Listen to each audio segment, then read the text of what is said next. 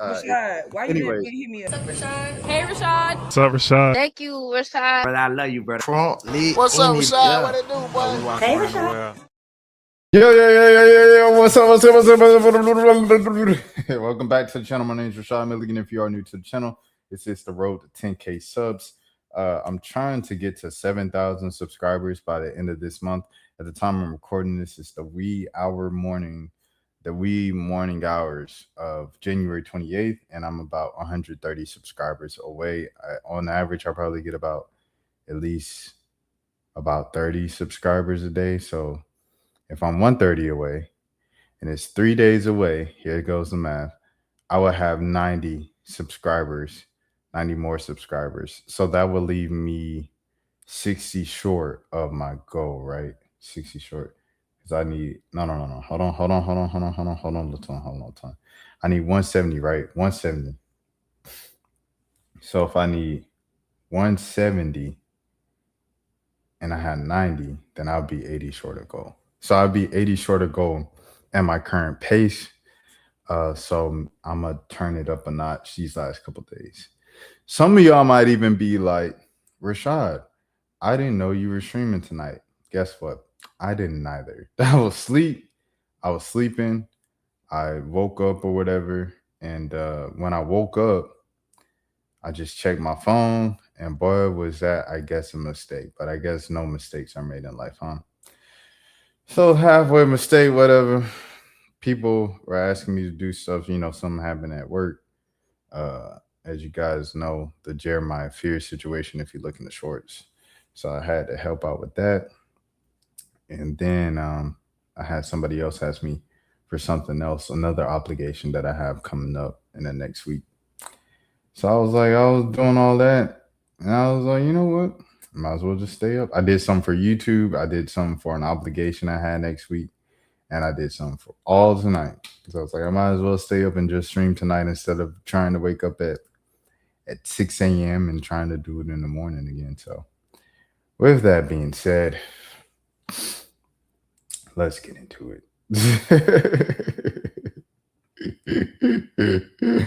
Yay!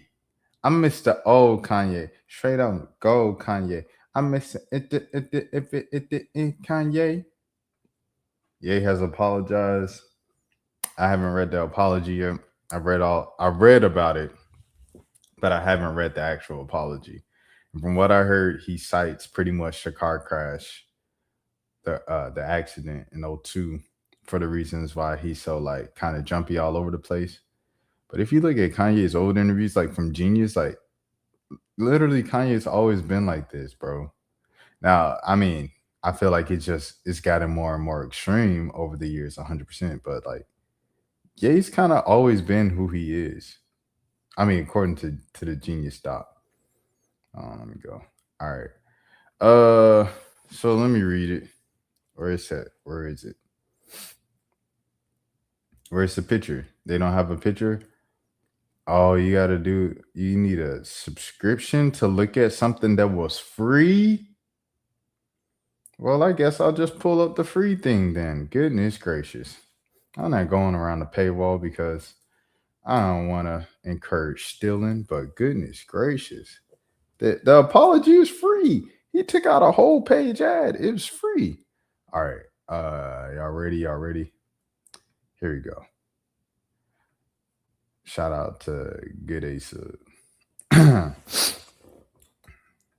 me get. To those I've heard, 25 years ago, I was in a car accident that broke my jaw and caused injury to my right frontal lobe in my brain. At the time, the focus was on the visible damage, the fracture, the swelling, and the immediate physical trauma. The deeper injury, the one inside my skull, went unnoticed. Comprehensive scans were not done, neurological exams were limited, and the possibility of the frontal lobe injury was never raised. It wasn't properly diagnosed until 2023. That medical oversight caused serious damage to my mental health and led to my bipolar type 1 diagnosis. Bipolar disorder comes with its own defense system, denial. While you're a maniac, you don't think you're sick. You think everyone else is overreacting. You feel like you're seeing the world more clearly than ever, when in reality, you're losing your grip entirely. Once people label you as quote unquote crazy, you feel as you cannot contribute anything meaningful to the world. It's easy for people to joke and laugh it off when in fact this is a very serious deliberating disease you can pass away from.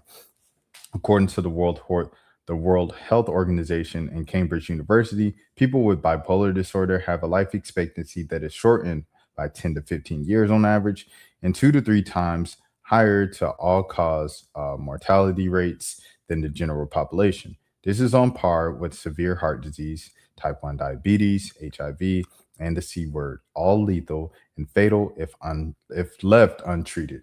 The scariest thing you can do about this disorder is how persuasive it is when it tells you you don't need help. It makes you blind, but convinced you have insight. You feel powerful, certain, unstoppable. I lost touch with reality. Things got worse the longer I ignored the problem. I said and did things I deeply regret. Some of the people that I love most, I treated the worst. You endure fear, confusion, humiliation, and exhaustion of trying to have someone who was at times unrecognizable. Looking back, I became detached from my true self. In that fractured state, I gravitated towards the most destructive symbol that I could find, the swastika.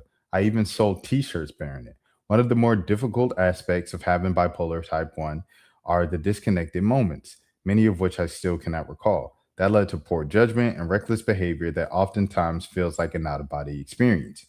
I regret them and I'm deeply mortified by my actions in that state, and I'm committed to accountability, treatment, and meaningful change. It does not excuse what I did, though. I'm not a Nazi or anti Semite. I love Jewish people. And this ain't no, this is Jewish people while alive. It's just when you in it, when you're in the industry, you know what something is. To the black community, which held me down through all types of highs and lows in the darkest times, the black community is unquestionably the foundation of who I am. I'm sorry to have let you down. I love us. In early 2025, I fell into a 4 month long maniac episode of psychotic, paranoid, and impulsive behavior that destroyed my life. As the situation became increasingly unsustainable, there were times where I didn't want to be here anymore. Having bipolar disorder is a notable state of constant mental illness. When you go into a maniac episode, you are ill at that point. When you are not in an episode, you are completely quote unquote normal. And that's when the wreckage from the illest hits the hardest. Hitting rock bottom a few months ago, my wife encouraged me to finally get help. I found comfort in Reddit forums of all places. People speak on being a maniac or manic or depressive episodes of a similar nature. I read their stories and realized that I was not alone. It's not just me who ruins their entire life once a year despite taking meds every day and being told by so-called the best doctors in the world that I'm not bipolar, but merely experiencing quote unquote symptoms of autism. Words, what is it? Hold on. My words as a leader in the community have global impact and influence. In my mania, I lost complete sight of that. As I find a new baseline and a new center through effective regime and medication, therapy, exercise, and clean living, I have a newfound much needed clarity. I'm pouring my energy into positive, meaningful art, music, clothing, designs, and any other ideas to help the world. I'm not asking for sympathy or a free pass, though I aspire to earn your forgiveness. I write today to simply ask for your patience as an understanding as I find my way home. With love, yay. I think so. Thank you, Toast. I appreciate that. What's that, Nate? What's that, Nate? I think um hmm. One of the things I think that would have hit more is if he would have just called himself Kanye, his old name. But the fact that you're still going by Ye, I think Ye is representative of all of the things that you said, were destructive to your reputation, to your image, to your life, as you pointed at, as you paraphrased it. Um, Kanye Kanye West is probably the most difficult person to summarize I've had one actual encounter with Kanye, and it was a positive one. It was my first time in LA. It was like an excuse to go to LA. It was like, hey, Kanye West wants you at this thing like the day before. And I was like, of course I want to go. Like, Kanye's my favorite artist ever, bro. Like, I mean, behind Michael Jackson. Of course I want to go. So I get to go to LA for the first time. I was flying Spirit, like squished on like the last row or whatever, because they got the ticket last second. But I didn't mind, bro. I was getting to see Kanye. I was going to LA for the first time too.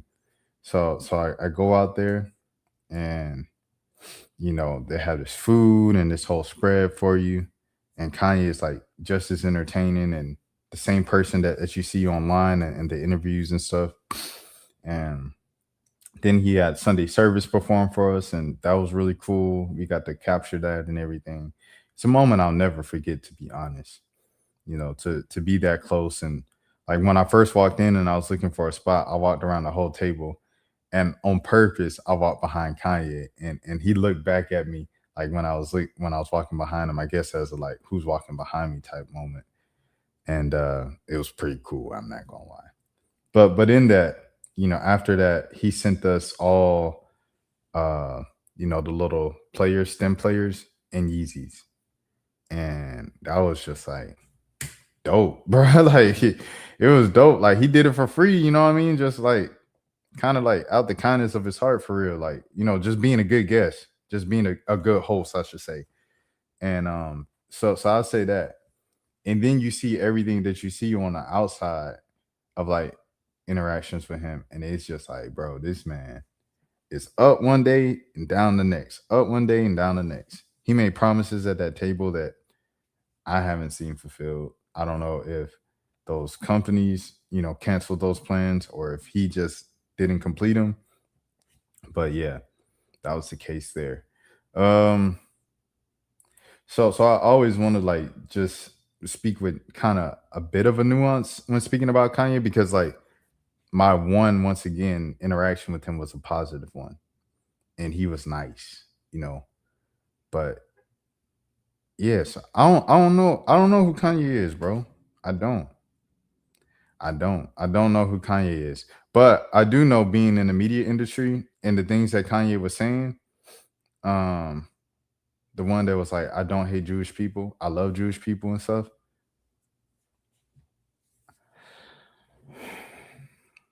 I was thinking about this with it was someone's birthday, right?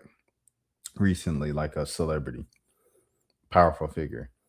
And someone else was also like recognized, honored, right, in the past week. And I'm so what you call jaded that I'm like, bruh, isn't this person connected to this? Didn't this person do this? Like, do we just kind of bypass that because everything else about them is pretty lovable? And I don't know. I literally think that with everything. Like I'm kind of jaded and stuff like that because I've seen so much in the industry that it's like I know what is what usually and stuff. That I don't hate Jewish people thing. It seems like something that was just like a PR publicist. Like, I don't know if he put this in Chat GPT. How can I save my life in one statement? But that's what it felt like, that, to be honest. Uh and then some, and then for this fan page to say we're streaming the Bully LPs on January 30th and 31st. He's released this Bully album and unreleased it about three separate times. I don't know if releasing Bully again is a sign of more mental stability. And then, like someone else said in the interview, I haven't read the interview yet, obviously. I'm just reading everything for the first time now. But they were like, how am I supposed to believe that you genuinely mean this apology this time and it's not just another rollout for your next album, the Bully thing that you're promoting right now? I don't know how you responded to that. Well, I guess we'll see. But yeah, there's that as well. So I don't know. It's very like, Ye, he's just someone that I just can't throw him, you know what I'm saying, like under the bus, because in addition to his art and his career, his existence that has inspired me and kind of without Kanye, like there's no me or me, this version of me that you guys see. And then my one interaction with him in real life was positive. So it's difficult for me to have those experiences and then just be like, "Oh, Kanye crazy." He did it. Like it's difficult for me to do that. I feel like that's kind of insincere and just not honest of me. And like lacking empathy. So let me see. This is what Nathan said. While I respect that he's understanding his errors, however, these are just words. I think that Kanye, he never really has genuine people in his corner that can keep him level headed after his mom passed. The thing about it is with Kanye is I felt like he's had people in his life who have tried to hold him accountable and keep him realistic and like, bro, like what the heck are you talking about? And he just pushes them away. And other people have seen that. So they just enabled him to do everything. Yes, man, aka yes, man. So like, great example. Sneeko. I feel like Sneeko was a yes man to Ye just for the sake of like Sneeko, just like me. He's just like me and you. Sneeko probably around our same age. So he like, bro, Kanye West growing up was like a superhero. He said that's his point. Yeah. Kanye West was a superhero. You want to be around your superhero. Like, I don't want to be, you know what I mean? Like banned from the premises because I challenge your points. So he gonna say everything that, yes, sir, this and that to stay around the superhero because he's friends with Kanye West, bro. Probably like never in his wildest dreams knew that he's gonna grow up to be friends with Kanye West. Especially like if you ain't no rapper, you ain't growing up thinking you're gonna be friends with your favorite rapper growing up. So you know what I mean. So yeah.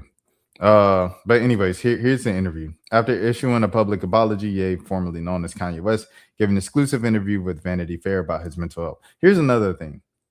At that meeting, the whole meeting was black media. The whole meeting was black media. It was all black media members, and it was like a Kanye thing, and it was kind of like, I felt like Ye's done the whole "I'm coming home" thing, no pun intended, a lot in his career, especially like over the last 10 years or so, where he's come back to Chicago, hung out with all black people again, and said, "I'm back home, y'all." And one of these times, the time where I met him, it was a good time. It was like invite all the black media. We're gonna have a thing. And he's like, yo, I want to, talk to y'all about how, I'm portrayed and, pretty much like let's come to a common ground. Like, I feel like I'm misrepresented in the media and I want to have a better working relationship with black media. I don't have a publicist. I don't have a phone. But I'm cool with Jason Lee right now. Like, that's literally kind of what it was. And so, he's speaking with Essence. Oh yeah, let's do a cover with Essence. Let's do that. Let's do a cover with so-and-so. Let's get this done. That's how he was talking at the table. And then, we leave. I don't see a cover with Essence and his first exclusive interview on his apology tour this time around. After he says, I love the black community. Y'all held me down. First of all, you took out a full page ad in a Wall Street Journal. And then second of all, you did your exclusive interview with Vanity Fair. Neither one of those seem like black outlets to me. Like, why can't you take out? I mean, I know it's sounds bad or whatever, but why can't you take out a full page ad or a post with Jason Lee, Hollywood Unlocked? Like, did you and Jason Lee fall out? Why couldn't you do it with Shade Room? Why couldn't you do it with Essence, Ebony, Rolling Out? Like, why was that not, The Root? Why wasn't that, if you love black people so much and you want to appreciate the black community and this and that, why wasn't that the case? I don't know, bro. So yeah, just different things that you can kind of see here.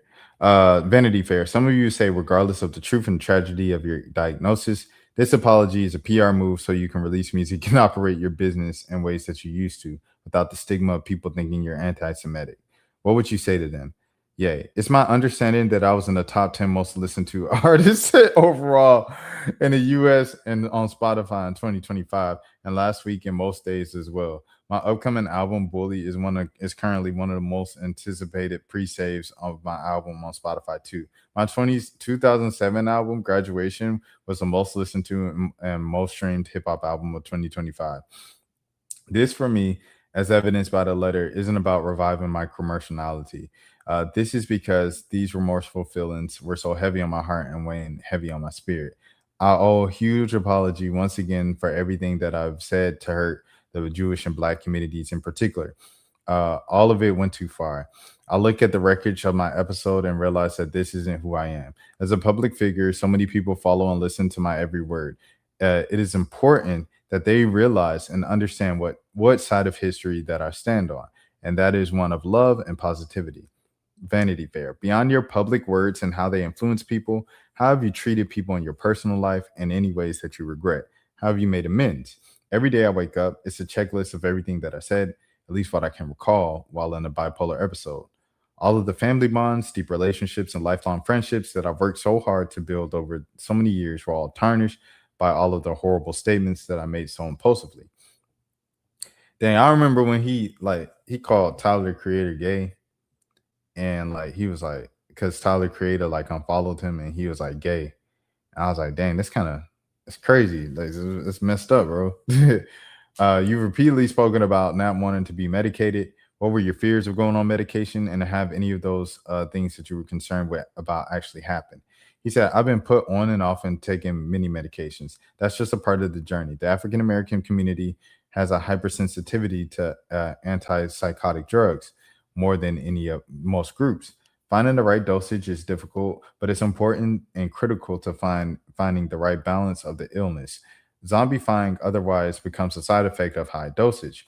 The side effects as such have been the reality for me at times. And it is known that 60 to 80% of people who have these psychotic drugs experience side effects, and up to 25% of the people abandon them because of the side effects. I'm just trying to find out what works for me so that I continue down this positive course. I'm interested with this as well, of like, how was this interview done? Was it done over email? Was it actually done like over recording? Because Kanye, bro, like these answers are pretty like consolidated. They're pretty concise, to the point, address the point, move on to the next question. Kanye, that joke can go from one thing to the next, and he'll end up talking about Donda at the end of it. Like he go all over. So I'm like, I don't know, like how real is it? Man, I don't know, bro. I hate the fact that like my views are just so tainted and I view everything with skepticism, but hey, it is what it is.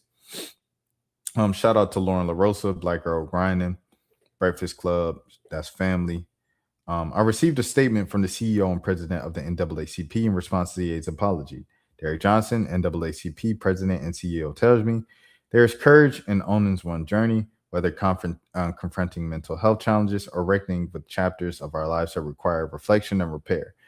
Reflecting on one's actions and being held accountable, for the impact it has on others is a journey to understand and not to repeat past harms. Progress begins when we acknowledge, take responsibility for our actions, and seek efforts to repair for the harms caused.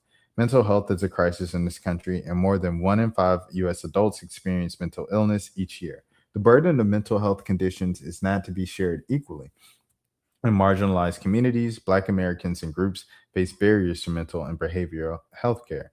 This is an opportunity for him to use his platform to advocate for additional federal and private mental health support to remove barriers and increase access to care. I just feel like, bro, if you want to do the whole like, sorry, Black people thing, I love Black people. Like, I am Black. I come from Black. Black made me. Why don't you do none of this stuff with Black people? And you can't say I wasn't thinking about Black media. You had a whole conversation and meeting with Black, you know what I'm saying? I know I'm saying the same thing, but it's just, I don't know, bro. I hate to be so skeptical of stuff. I want to just be like, this is Kanye West, let's go, man. Because like Kanye made You Don't Know My Name. Kanye made All of the Lights. Kanye made Runaway. Kanye made We Major. Kanye made Late Registration. Kanye made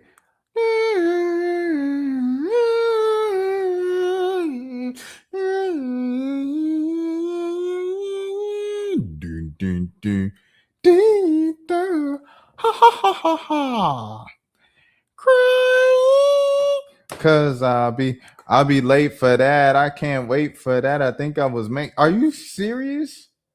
So I'm coming in when I feel like. So turn this mug up only if it feels. Are you serious, bro? I'm at Oprah freestyle, Kanye West. All falls down, Kanye West. This man got classics, B. He reshaped the way that we do music in the world. Kanye's beyond his music, his confidence, his answers, the way like Kanye's existence.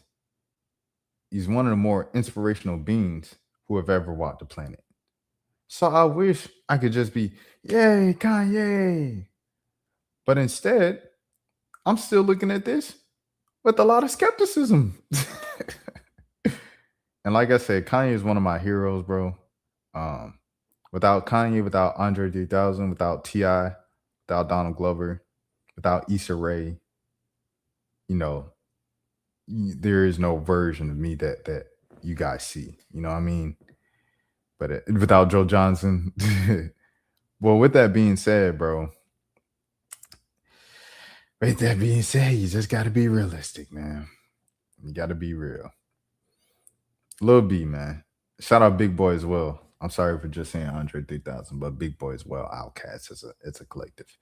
Lil B, I'm working on everything to protect Lil B. Lil B is my friend. 2026, we will make sure the music comes back. This is going to be hard work, but the love outweighs the fakish and the hate. Protect Lil B and the music. They're trying to erase the legacy. They can't, though. Free the music. Free Lil B. I actually, when I was doing reactions with the little shorts tonight earlier, bro, I reacted to like 3 Lil B songs, bro. And they were all like funny, good shorts and reactions. But like but the songs were just so vulgar. I was like, I can't post this. I was just like, I can't post this. And the songs that wouldn't be as vulgar and just a great representation of Lil B on the page, those songs are like, you can't remix them. So I was like, I didn't want to go to somebody else's page and then make a thing to it. I wanted to take it off of Lil B's page directly. But Lil B, that's one of my favorite artists from the high school. I think he's one of the more influential artists, impactful artists in the world of hip hop from the late 2000s and the early 2010s. The way that all the rappers do stuff online right now, it's a byproduct of Lil B and Soulja Boy. And yeah, I mean, I don't think there's a young boy without Lil B. I don't think there's the entire Detroit punch rap scene without Lil B. Like all that punching in stuff, all the things of uploading a music video every single day and mass uploading me, like most of that stuff is Lil B, bro. And having fun with music, not taking yourself too seriously, that's all from the bass god. So shouts out to Lil B. And yeah, man, it's important, like he said, to not forget what he did, because people would try to forget what you did. Like they already try to diminish his legacy right now because he's not as controversial as Soulja Boy. Soulja Boy is constantly in the headlines, so people can be like, oh yeah, Soulja Boy did this. And he had, bigger commercial hits with Crank That and all that. And Lil B doesn't necessarily have as big commercial hits. I don't think, like, I'm in my car and Vans, got my Vans on, but those were commercial hits, but they really kind of stick with the time period of 2006, 2007. Like if you weren't there, you might not know those songs with the pack. So yeah, I'm going all over the place, but I'm just saying, like, Lil B's is already being talked about less and less as time goes on, and his impact is literally still heard, and his influence is still heard through music today. And so it is important to keep his stuff up here for the digital footprint and everything, so people know where folks got it from, and he could be credited the way that he should be. I saw this yesterday. but I want to share it because this is just insane to me. Sophie Rain proving that she made 100 mil off of OF. All right, this is the last video I'm making about this. I'm not lying about my income, and I'm going to show you guys right here, right now.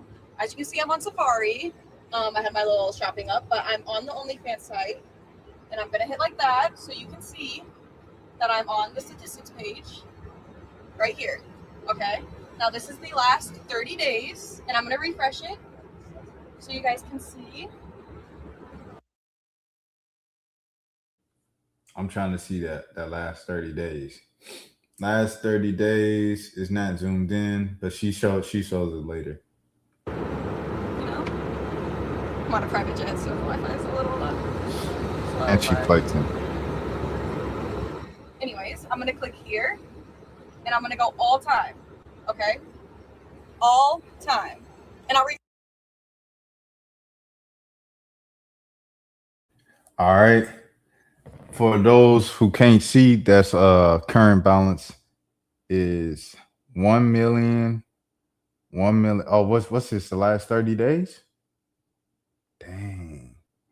So she was making $1,259,349.63.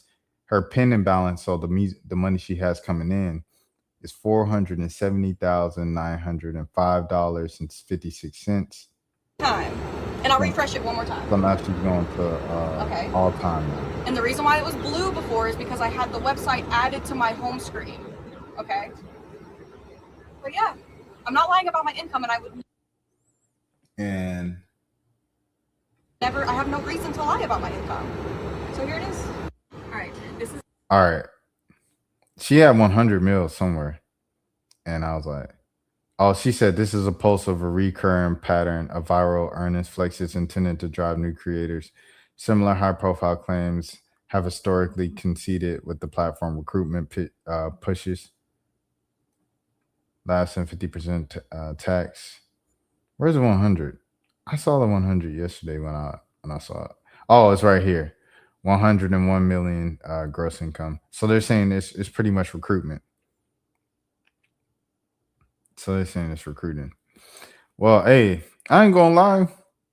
Elon ruined Twitter, but one thing he did do that I like about is the little notes, the little tweet notes that he be doing.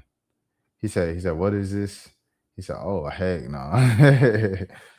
But the one thing, like, I do like the little notes. That's one thing that Elon did well with Twitter.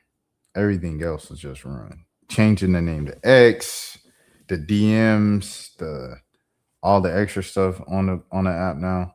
The thing of like, if you use it, then he can choose which court of law to take you. Like, I hate all that, but this is good. Oh, Grok. Don't like Grok. But I like the little notes, so I ain't gonna lie. All right. So going from that to another. Sam Frank, I believe this is Neon's ex. She was she went off on someone who was talking about her doing Bible study on stream.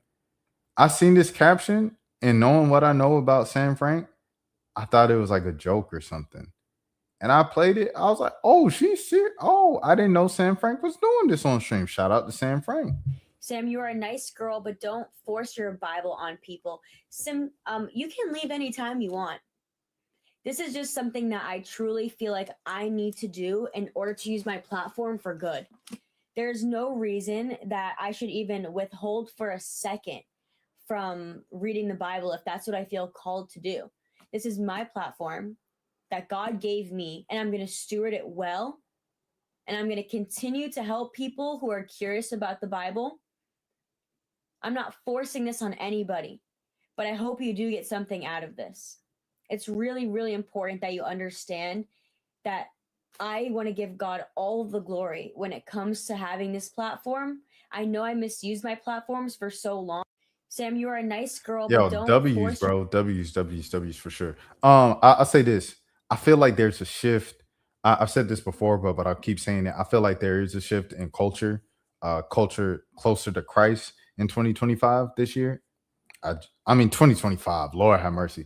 In 2026, like I just feel like that there's just been a shift more to faith and spirituality and Christianity, and God in general. And I said, I don't know if that was just particularly my algorithm. I don't know if that's because I'm getting older. And so people around me are getting older. And as you get older, people generally just get more serious about Jesus and stuff. But I do feel a shift. What Sam Frank is saying here is 100% true. We do so many things like here on stream and stuff like that. If you're doing stuff in the secular space, whereas so much just ignorance and like blasphemy and you know what I mean, just a lot of dumb stuff, bro. Like every single time in the name of entertainment. Speaking about God for 5 minutes or a stream or two or something like that, like, or if he like say Sam Frank, I know her just from being Neon's ex, bro. And I don't know if she did OF and she cheated on Neon. I don't know the specifics. But I know it was like a lot of on and off kind of drama with them. It was like Neon's ex, Neon's girlfriend, Neon's ex, Neon's girlfriend. And they did that for like a whole year. I don't know if that was 2024 or 2025. But that's what I know Sam Frank for. So for months and darn near a year plus of like just blasphemy and just like foolishness from Sam Frank attached to her name with the platform of being an influencer and a streamer. Yeah. What is a couple months of you doing Bible study like? That's not even equaling up to the amount of crazy stuff he did. It reminds me of on another tip of like manifesting, right? Positive affirmations. I used to listen to Louise Hay every morning, and she would say like, you know, tell yourself I approve of myself 250 times a day. And she says, if that seems like a lot, you'd be surprised just how much like negative or like you can't do it self-doubt that you put in your mind every single day. Like just today, leaving work, I was like, man, I probably need to stop by the grocery store today because I know tomorrow I'm gonna be working from home. I'm already out. I'm already dressed today and stuff like that. I can go do that. That'll be a cool little swoop. But I was thinking, dang, it is cold today, and I was gonna order a big old thing of groceries anyway tomorrow. I might as well just wait till tomorrow. You know what I mean? Just like little things of like, well, we doubt ourselves so many more times a day that we don't count on. You know what I mean? So it's like forcing positivity doesn't even equal up to the amount of times of negative thoughts and things that we have.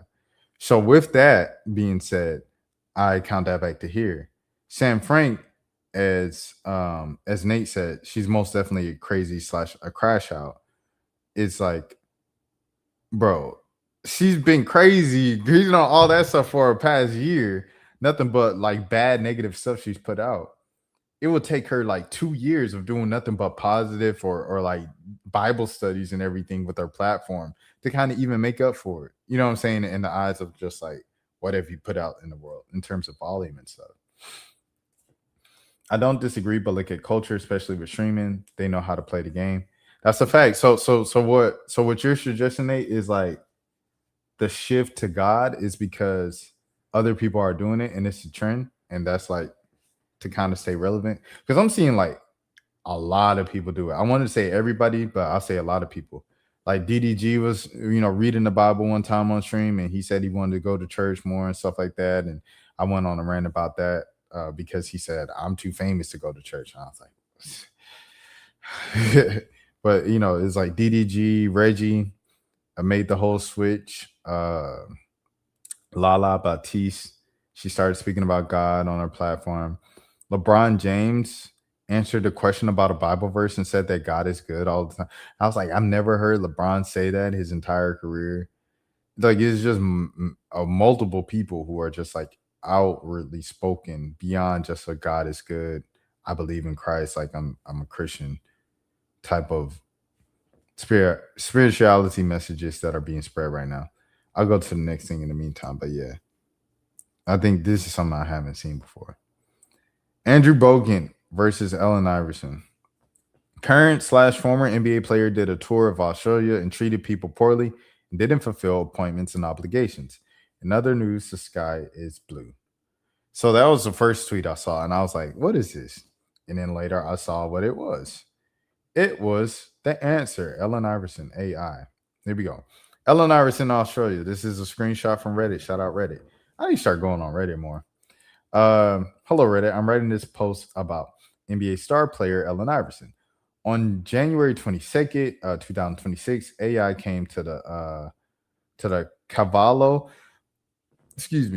Prestige Melbourne to meet 12 kids who are battling the C word. The experience was organized by Challenge, supporting kids with the C word, and Allen Iverson's management team.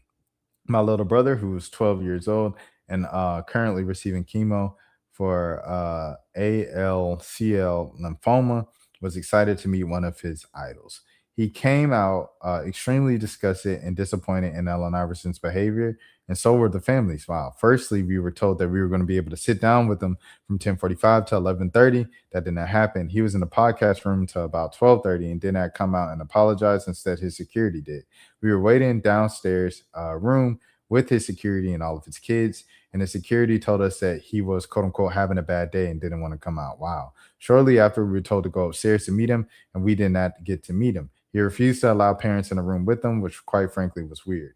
Once we were directed upstairs, we were escorted to the side of the room while he was doing a news interview. We went into the day being told we were getting balls and jerseys and anything else we wanted signed, and to think of questions we wanted to ask him. That did not happen. After we waited hours, his family firmly told us that his security told us firmly he was not signing anything at all, and we did not get to talk to him at all. He didn't say a word to anyone. We were lined up, and all the kids got was a photo, and he did not seem impressed about that. He had his hands in his pockets and did not smile and put his arm around kids in any of the photos. He knew the kids were sick and still did not put in any effort or acknowledgement to that. Everyone was so disgusted in his behavior. It was honestly so disappointing.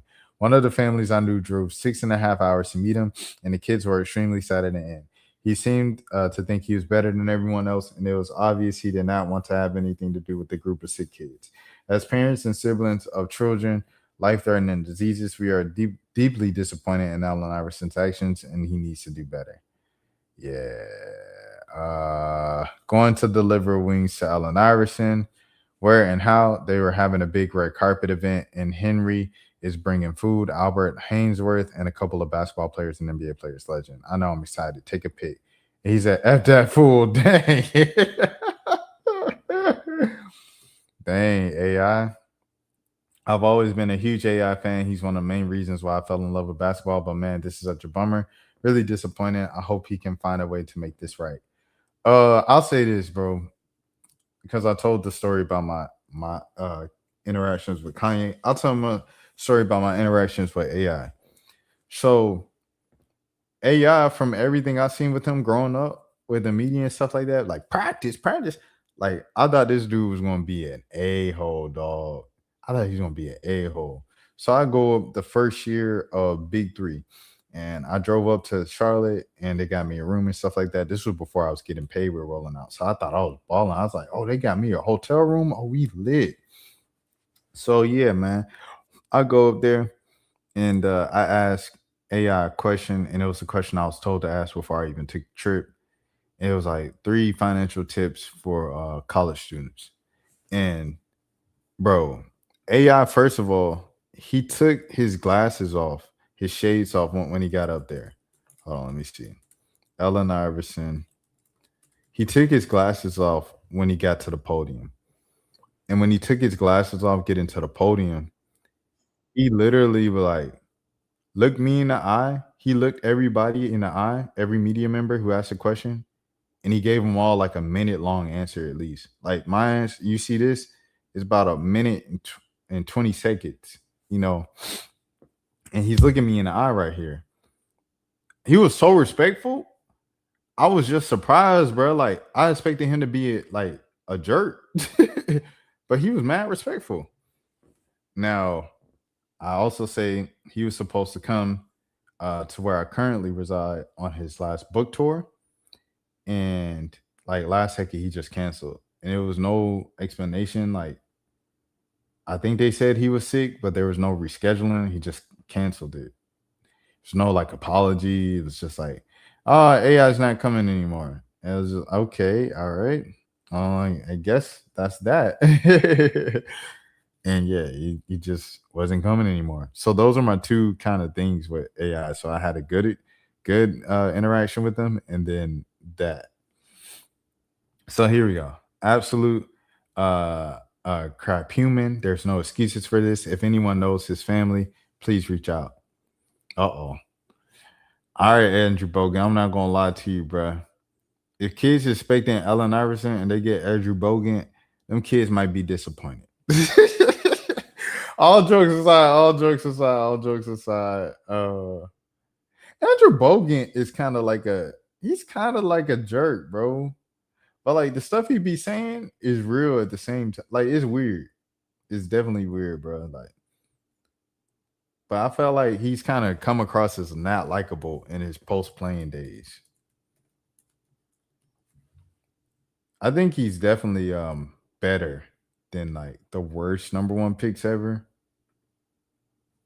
Cause was he an all-star at any point? Was Andrew Bogut an all-star at any point? I can't remember. I know he had seasons where he was really, really good.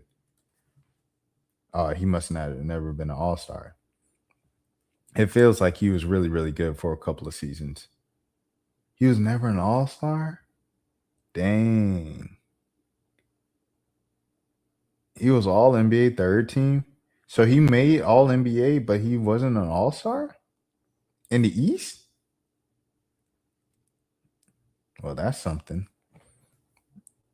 Wow, that's something. I'll tell you that. Let me go to the next thing. Then. I did not know that. That's something. Yeah. But I mean, what he said was harsh. The way he worded it was harsh. But hey, it is what it is. If you're gonna step up, if you're gonna talk trash, step up and do the things that you you know what I mean, going against it. Anyways, next thing. My mind all over the place. Brittney Griner, bro. Brittney Griner versus Aliyah Boston. Brittney Griner is a dirty player who's jealous of Aliyah Boston. And then I know someone else quote tweeted this and was like, yeah, this just proves that BG is like, she wish she could be Aliyah Boston. BG is low-key been a disappointment in her career. I'm like, full stop. This is what Little B was talking about in erasing the legacy and erasing people's impact. Brittney Griner, hands down, is the most dominant player in WNBA history. Like in terms of like bigs, dominant bigs, she's the most dominant big in WNBA history. Now you have Lucille Harris and everything like that when you're talking about the history of women's basketball. But in terms of the WNBA, the league that has been around for 27 plus years, it's Brittney Griner. And it's not even close. Like, what are we talking about here, bro? She's a champion, multi-time All-Star, multi-time Olympic gold medalist. What are we talking about here, bro? Like, BG is dominant. She lived up to the expectation, dog. The BG that we've seen the last couple of years isn't really representative of BG and her legacy in her career. This is all icing on the cake. Everything post Russia in the jail is icing on the cake for BG. BG's legacy is solidified.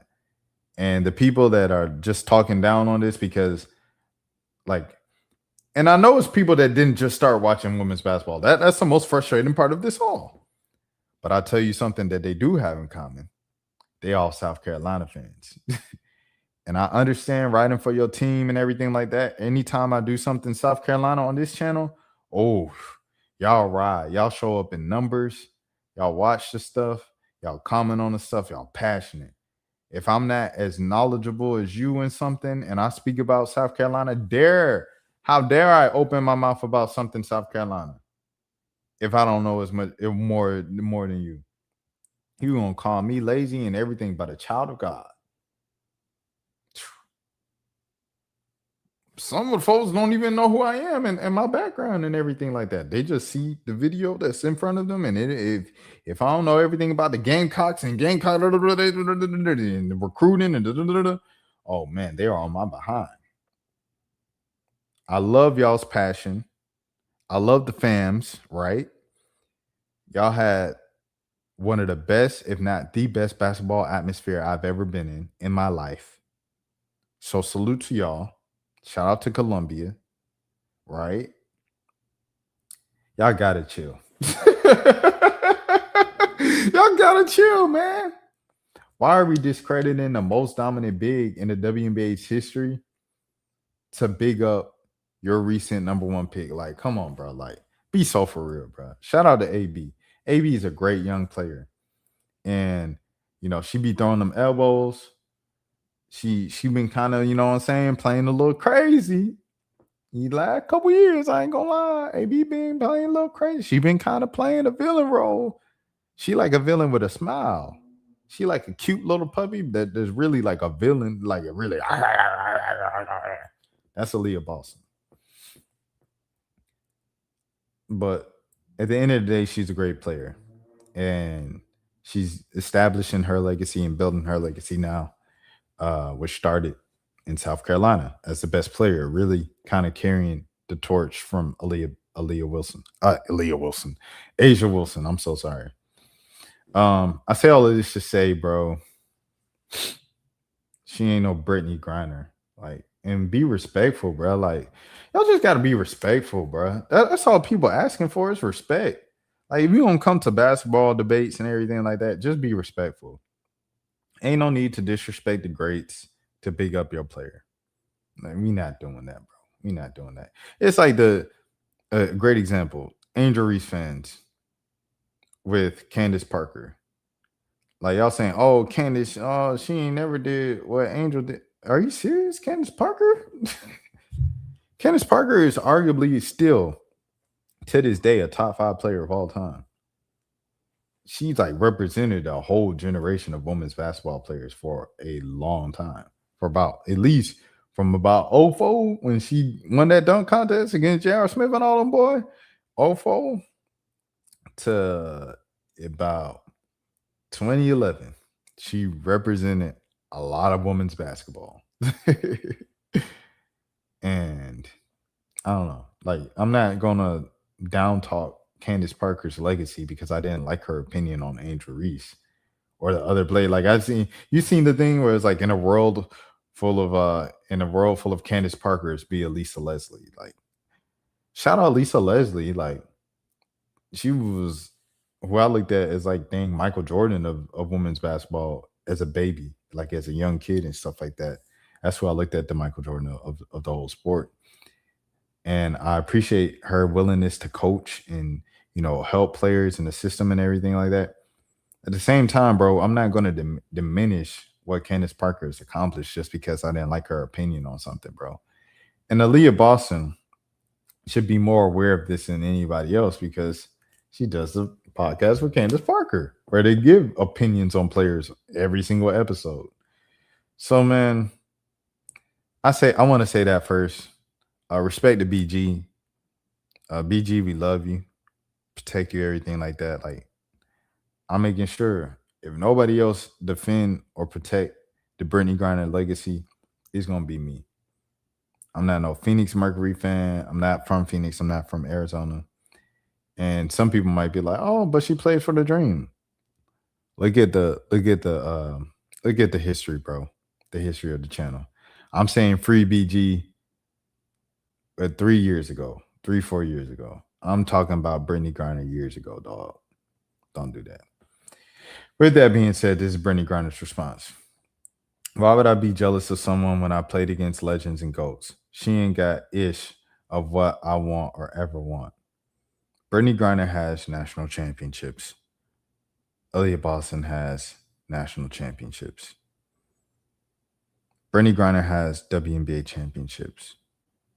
Aliyah Boston does not have WNBA championships.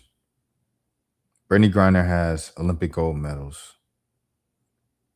Aliyah Boston has gold medals, not Olympic gold medals yet. Just is what it is, kinfolk. BG just has time on her, bro. Her legacy's already established and stamped. Don't talk down on BG just to big up the player because they went to your favorite school. You know what I mean? Like, let's just be a little more nuanced with this stuff. All right, next. Joe Mazzulla speaking about the Minnesota players. Impacted by stuff differently. Everyone has a way into which they use their platform differently, and so I think the most important thing with that is just is actually the opposite. Where I'd rather have those conversations with them or let them feel any way that they can impact the platform that they have, which is way more important than basketball. So we have a great group of guys that do that in different ways. Some do it in the public, some do it in the private, and I think you just allow for people to be able to do that, and that's my favorite thing is kind of being around them as men, whether they're fathers, husbands, or just guys that have impact on people. I think that's the most important thing you can do. We have a great group of guys that do this in different ways. Some do it in public, some do it in private. And I think you just allow for people to be able to do that. That's my favorite thing. It's kind of being around them as men, whether they're fathers, husbands, or just guys that have that impact on people. I think it's the most important thing you can do. Everyone has a way of which they use their platform differently. So I think the most important thing that is absolutely actually the opposite, where I rather have the conversations with them or let them feel any way that they feel they can impact on any platform they have, which is way more important than basketball. I think it's weird. I think this whole thing is weird. Like, people is like going down the list of like team by team. Did someone say something? Did anyone from this team say something? What did they say? Was it good enough? Like, I think that's weird. It's getting to a point where it's weird, bro, to be honest. I think people with platforms should speak. Yes. 100%. But like, I don't know. It's weird, dog. Like, I'm always in this weird space of like, when is it? Who gives what Ja Rule has to say at a time like this? And you should speak. Like, I don't know. Like, I literally go between those two kind of places. Each and every single different individual, circumstance. Because sometimes it's just like, why am I pressing Anthony Edwards to speak about this, bro? Anthony Edwards has never, shown that this is his lane. This is his strong suit. And it's like, well, he could grow up and this would be his chance to do it. But then it's like, okay, that makes sense. Why are we going down the line of each and every single team, bro? Each and every single player, superstar, and this and that. Like, okay, he said this, that wasn't good enough. Okay, he said this was good enough. Great job. Like, I don't get it. To be honest, as someone who has done multiple news stories and who has reported on quote unquote important things, I don't get the point of this policing who has said something and who hasn't, just because they're famous and they play in the NBA. Coach JB violating Diego Pavia after seeing he listed as 5'9" on this official measurement. Our guy Pavia, though, man, so his numbers came out in regards to like measurements, height, weight, size, all that. And I think the young man was like 5'9", 195 pounds. Hold on, Lee. I just checked in.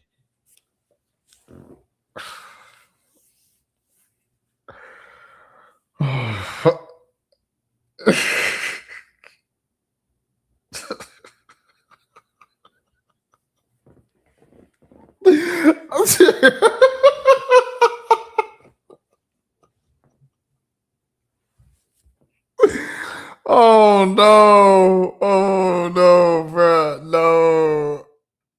I'm 5'9", 180.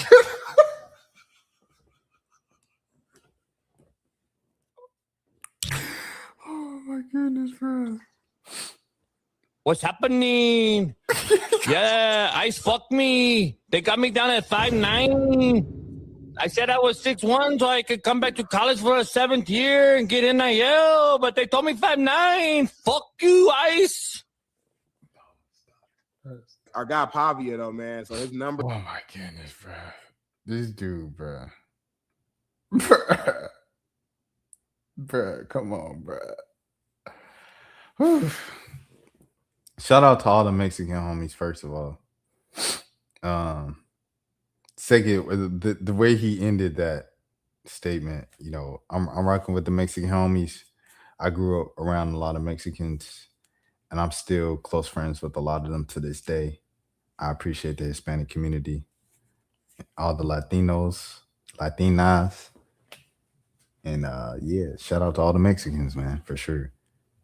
All right, next. It wasn't me. Anilo. Hi. Hi, מה נשמע?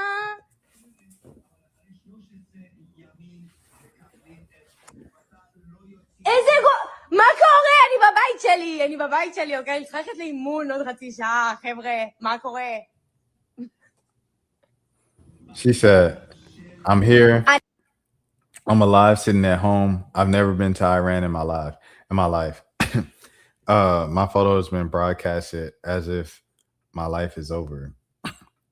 This reminds me of the one skit. This was the first time I played the audio of this video, by the way. So I had no idea that it wasn't like in English. But this reminds me of this one video, bro. Let me see, where is it? Oh, here it is. I found it.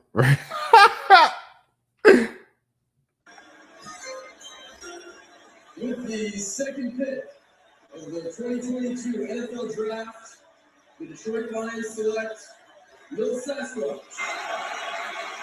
And that's the pick. Did I just get fucking drafted? Doesn't look like he's played a lick of sports. Dude, where the fuck did they get this? Did I just get fucking drafted in this video? That's like 10 minutes ago. Did I just get drafted? That's what this video reminds me of, bro. Like, imagine you sitting at the crib or whatever, and they just like, yeah, I'm so sorry, this person is gone. And she's like, bro, I'm right here, bro. Like, what are they talking about? Yeah. Okay, all right. Next. New Black Panthers. All power to the people. As everyone knows, I'm Paul Birdsong. I got a message from Aaron Dixon. I did not know. Today saying that he no longer supports us. That after he gave me orders to make a video saying that him and other members were coming, that he withdrew his support.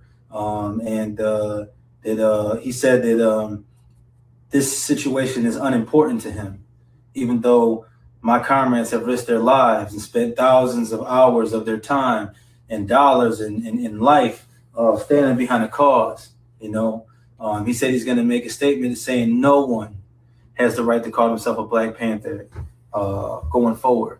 I told him to make sure that he put in that statement that he did, in fact, give us the right to call ourselves that, because I still have the messages where he did, just in case he doesn't. And I put in there also, make sure that you put in there that Emory Douglas did give us the right to wear that emblem, because I still have the messages where that happened too. But as it stands, because of that, because of me and my comrades risking our lives and all the heat that we went under, because of the counter-revolutionary practices, because we don't believe in Black nationalism, like Bobby Seale said in the video that I shared on my page earlier, that Black nationalism is acquiesced to racism, and that we don't stand like that we're internationalists and intercommunalists, just like Huey Newton said. We will no longer identify with this flag.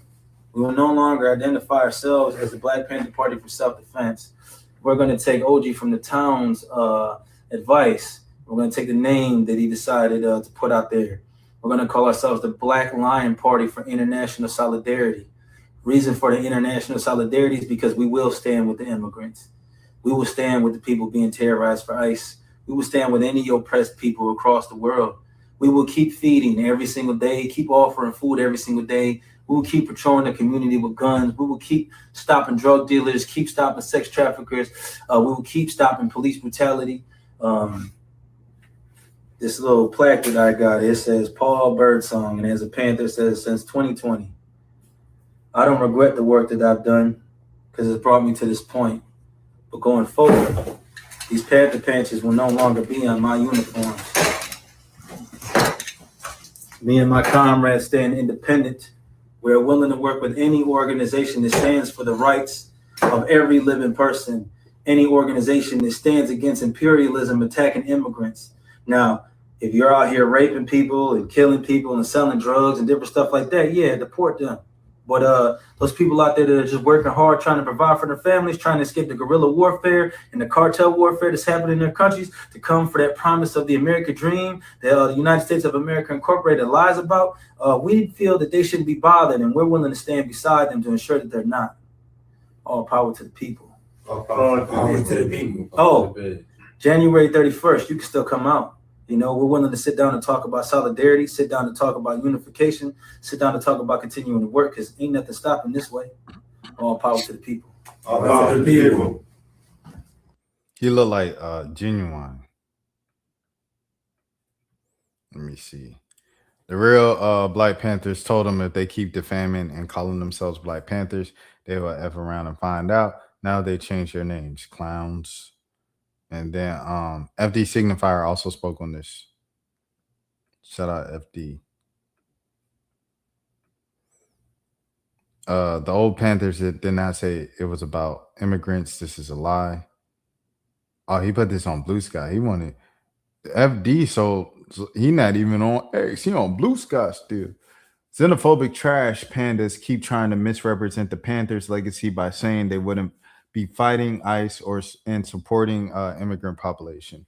I don't know the full details about Birdsong and his org or behind the scenes conflicts and the many quote unquote Panther groups out there.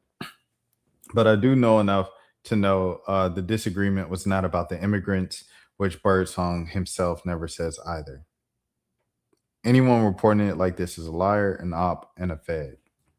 So there you have it from FD Signifier himself.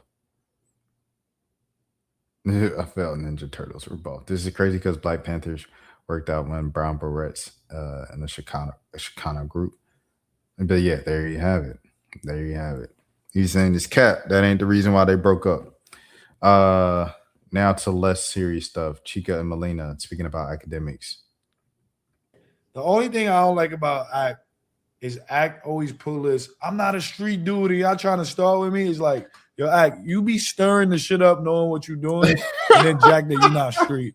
If you're gonna talk about the streets, you a part of the streets. It is what it is. If I'm a funny dude and I'm not in the streets, but I'm with people in the streets, or I'm talking about the streets, that's it. Whatever come for me, come for me. You a part of the street. I can't just sit back and be like, oh, I'm not a street dude. I'm just a funny guy. You can't talk shit and then step out when like you know people got an issue with it. Yeah, just yeah. That's it. Just you can't do that. Don't comment. You can't be an outsider talking about street shit and expect them not to feel away.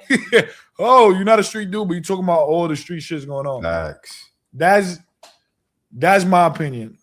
The only thing I don't like. That's a fact. That's a fact. He ain't told one lie. Can't say stuff without like repercussions, bro. Clive got pressed. I don't even react to this dude. Like I put him under the category as you know the rest of YouTubers do. This isn't a unique take or anything like that. But he's like under the category of fresh and fit. You know, Aiden, you know what I'm saying? Like all the offensive people on purpose to go viral and stuff like that. So here he is right here. I don't know why this is still even like a genre after what happened last year, you know, but it is. So here he is. Chilling, bro. And I got thousands of niggas gotta come down. My daughter black and my son black. You talking about black people, talking about my kids. Fuck that bitch ass nigga. Call me a nigga hoe. On my mom. All right, brother. Call me a hoe. Say nigga. what you have to say. Talking about my kids. Go ahead, man. When you say black people, bitch ahead, ass man. nigga, you scared that was gonna get internet. Oh yeah. Nigga, pussy, nigga, pussy. We'll bring the whole man and the pussy. Hey, look.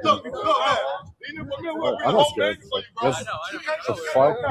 You're not gonna give him. You take a bitch, nigga. You a trick, nigga. Go ahead, bro. Pussy buying that. You a millionaire buying pussy. You a trick. Go ahead, yo.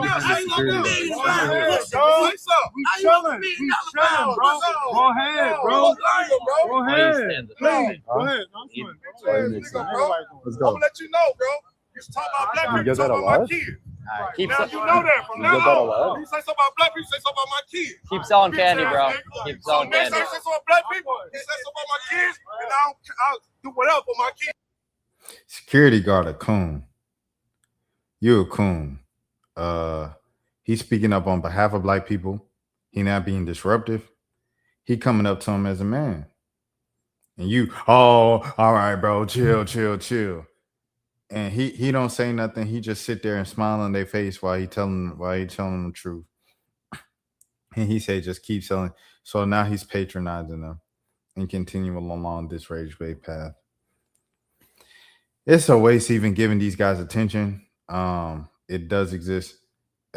Buddy, you going back to jail. And he going back to prison. You going back to the Russian prison for like 10 years. Don't you? You just got sentenced again or whatever. So I don't know if that was like a little skit, Vitali. But hey, it is what it is. Like, if anybody should be, hey, playing it on the safe side coming out, it should be Vitali. He ain't learned his lesson. Put him back in there.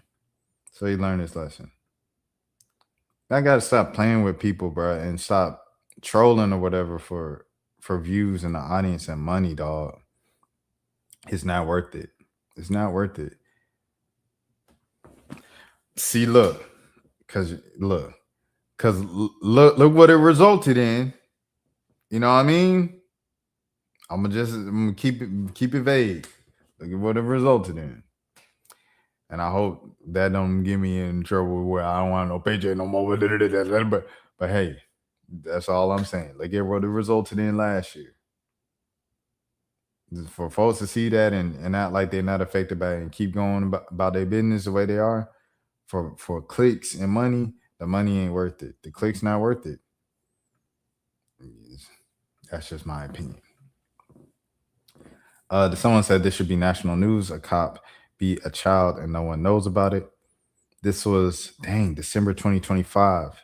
7 years old. She was by a former Sacramento area cop in her own home.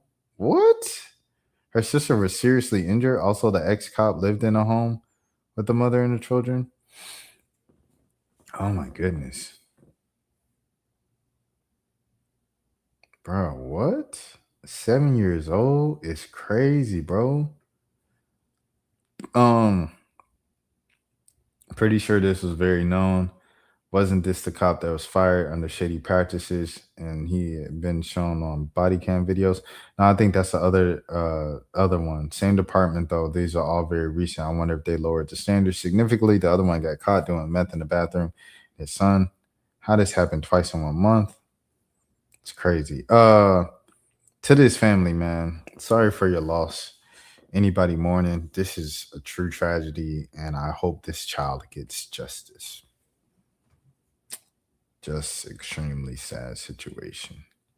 Should I look it up? My feet getting cold, bro.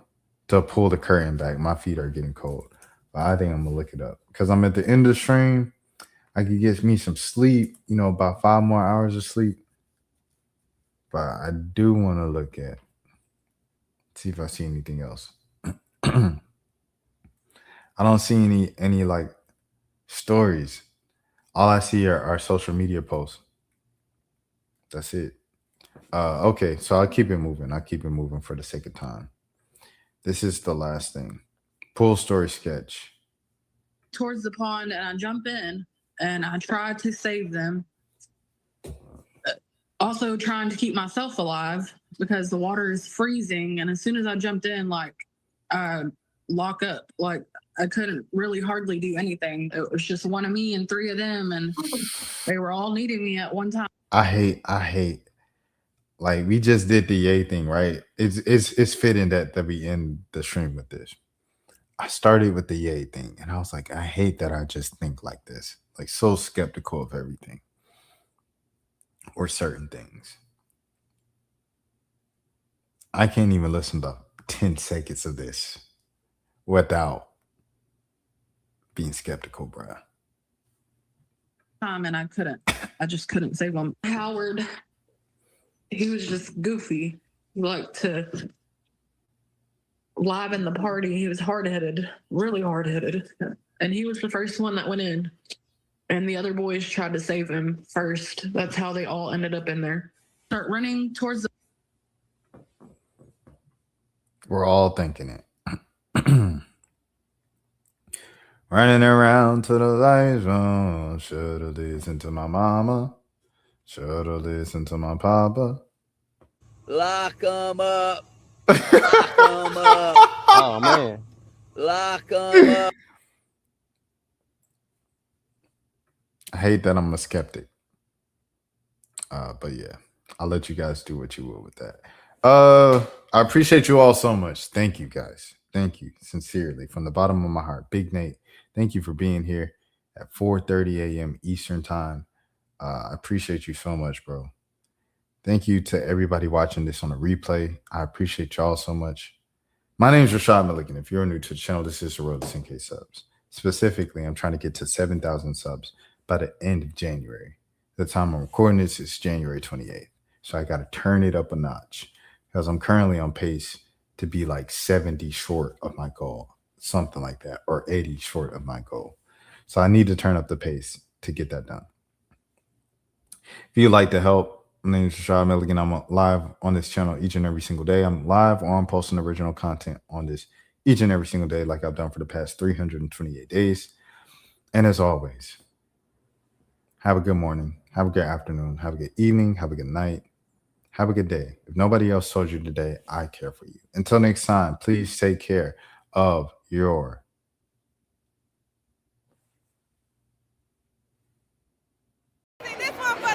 Rashad, why you anyways. didn't hit me up? What's up, Rashad? Hey, Rashad. What's up, Rashad? Thank you, Rashad. Brother, I love you, brother. What's up, Rashad? What it do, boy? Hey, Rashad.